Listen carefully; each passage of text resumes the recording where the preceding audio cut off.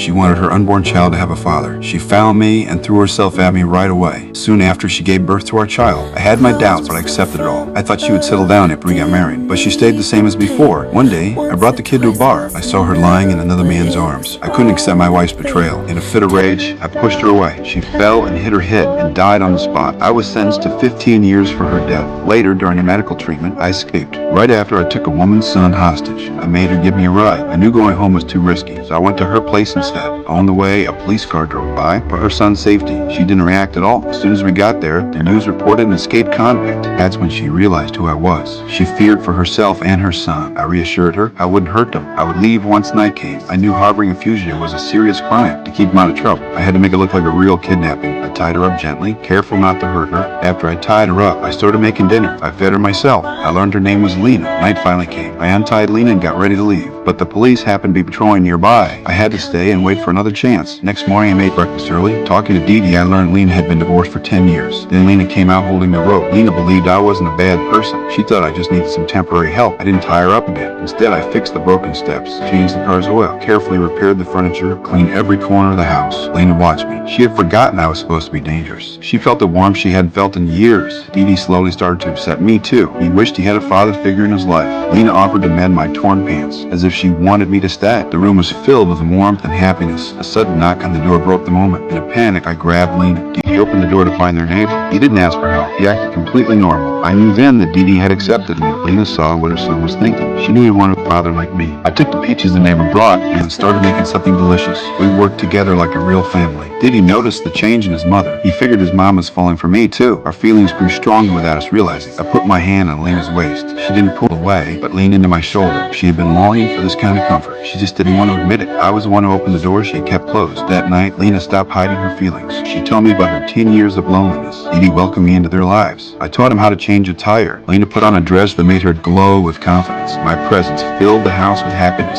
We wished time could stop right there, but my identity as a fugitive was a reality that couldn't be changed. Lena didn't want to lose this happiness. She didn't want to lose me, so she suggested we run away together. She wanted to start fresh in a new city, to live a brand new life. Dee Dee overheard our conversation. He liked his new life too, but he didn't want to leave the only home he'd ever known. Lena convinced him in the end.